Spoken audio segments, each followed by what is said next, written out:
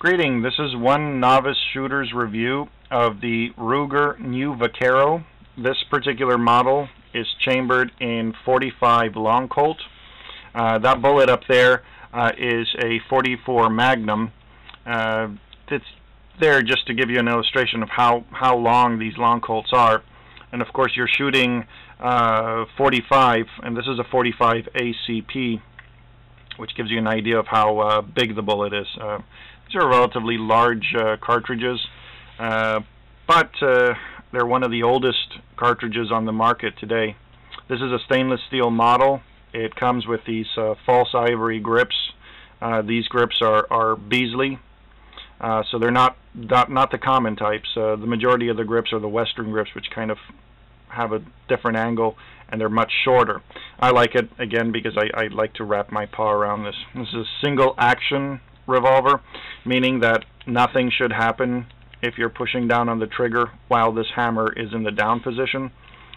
What you're doing here is you're cocking back, and you have to do this every time you want to fire the gun.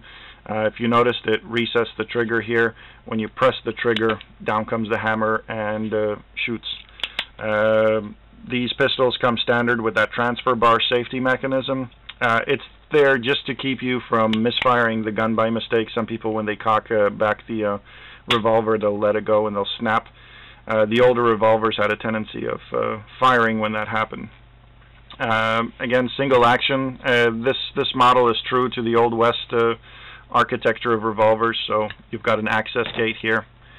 You have to load every cartridge individually, like so. After you're done, you've got a free-floating cylinder here. After you're done, you close the gate, snaps the cylinder into place. Then as you cock back the hammer, you can notice that the cylinder rotates and is ready to fire. In order to unload this weapon, you've got to open up this gate again, and you're using this little ejection rod here, which pushes out the brass. It's a little bit of a problem for people when they're first doing this, because it's nowhere as quick and simple as just ejecting a magazine and putting another one in. But that's the way these guns function, and you just have to get used to it. It's after about 1,000 rounds, you get really good at it and build up a little system. This is a 5.5-inch barrel. This is an all stainless steel gun, so if you enjoy cleaning guns, boy, you're going to hate this. But if you hate cleaning guns, you're just going to absolutely dread this because of the fact that these tend to soot up, and any kind of scuff marks from powder or any kind of dark residue just shows up instantly. Being a revolver, the majority of the propellant comes out the front of the barrel along with the bullet, but there is a tiny little gap here between the free-floating cylinder and the barrel, and you get powder coming out here too, so you're going to have a buildup of soot here and here.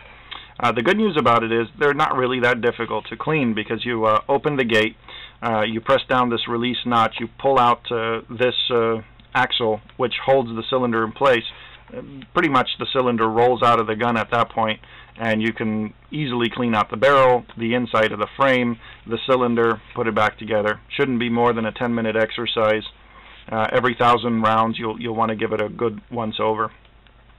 That's about it. It's a fairly accurate gun. It has these rough sights here, which are true to the old Western sights. Nothing modern, nothing fancy. You can adjust them. The only things I've changed on them was painted here and here with a little bit of white, so I could acquire a target easier when I'm in an indoor range. But other than that, this gun will teach you to shoot steady, whether you like it or not, because basically what you're holding here is what you're going to have. There's very little room for adjustment, so you have to be really patient with these and feel out the gun. But as you keep shooting it, you sort of learn to recognize its quirks, and it's a fairly fun gun to shoot.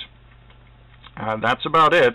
If I can be of any further assistance, leave me a comment or shoot me an email. I'll try to be as informative as I can. Other than that, enjoy your time on the range, and above everything, be safe.